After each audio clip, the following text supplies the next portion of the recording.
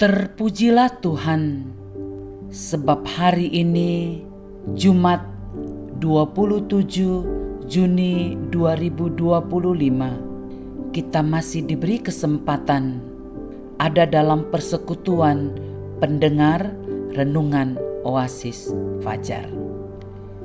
Saudara-saudaraku, mari berdoa. Bapa di sorga, kami datang memuliakan Engkau, sebab kami tahu bahwa Engkau satu-satunya Allah yang memahami kebutuhan kami. Oleh sebab itu berbicaralah bagi kami. Kami siap mendengar. Demi nama Tuhan Yesus Kristus, kami berdoa. Amin. Saudara-saudaraku, pendengar renungan Oasis Fajar.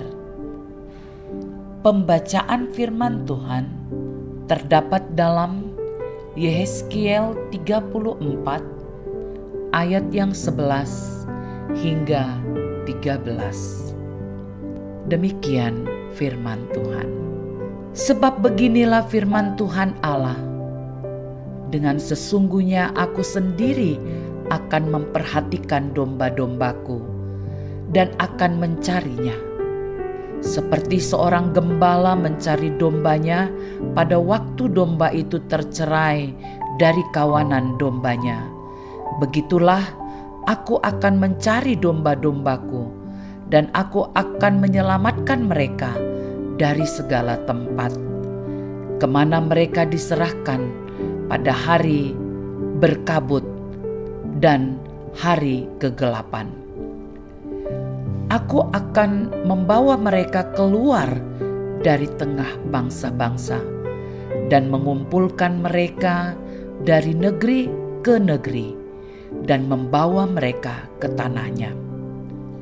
Aku akan menggembalakan mereka di atas gunung-gunung Israel, di alur-alur sungainya, dan di semua tempat kediaman orang di tanah itu. Rancangan pemimpin, itulah judul renungan kita hari ini. Ayat penekanannya pada ayat ke-11. Sebab beginilah firman Tuhan Allah, dengan sesungguhnya aku sendiri akan memperhatikan domba-dombaku dan akan mencarinya. Para pendengar renungan Oasis Fajar, kata pemimpin sudah tidak asing lagi di telinga kita, bukan? Kita sering membacanya dari buku, internet, atau bahkan ketika mengikuti pelatihan atau seminar. Menjadi seorang pemimpin tidak terlepas dari tanggung jawab yang besar. Setidaknya dia harus mampu untuk menyejahterakan orang-orang yang dipimpinnya. Sebab jika tidak, itu berarti dia adalah pemimpin yang gagal. Melalui Nabi Yehezkiel, Tuhan menyampaikan firman-Nya untuk menegur gembala-gembala atau pemimpin-pemimpin yang tidak bertanggung jawab. Tuhan mengecam para gembala Israel yang jahat.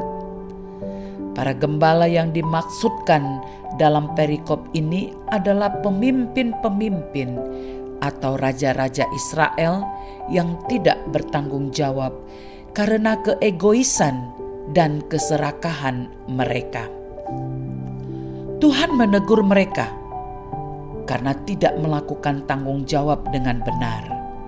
Ibarat seorang gembala yang hanya menikmati susu, mengambil bulu domba untuk membuat pakaian, menyembelih domba yang gemuk, namun tidak menggembalakannya dengan baik. Para pemimpin hanya mau mengambil keuntungan, tetapi tidak memerhatikan kesejahteraan bangsanya. Saudaraku, ketika kita mendapatkan kepercayaan untuk menjadi pemimpin, maka kerjakanlah dengan baik karunia yang diberikan itu, karena tidak selamanya kita menjadi pemimpin.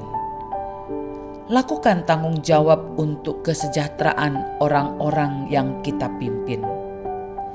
Jadilah pemimpin yang bertanggung jawab atas jiwa-jiwa yang Tuhan percayakan, sehingga mereka dapat menikmati hidup yang penuh damai sejahtera.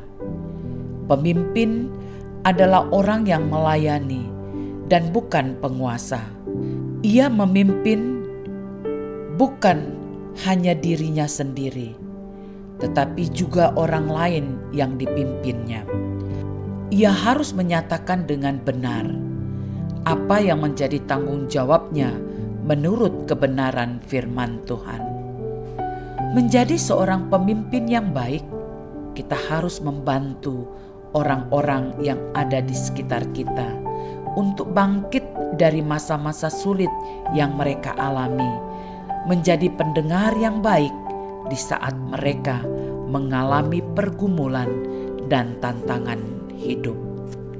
Penegasan: seorang pemimpin Kristen yang baik memiliki kualitas kepemimpinan seperti kesetiaan, berhati hamba, berintegritas, rendah hati, dan menunjukkan belas kasihan yang mampu menginspirasi dan memimpin orang lain dengan efektif.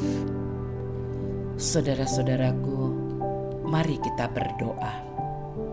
Tuhan, tolong kami dalam proses yang berkelanjutan untuk menjadi pemimpin yang baik dan bijaksana, yang bergantung pada kekuatan dan bimbingan Tuhan.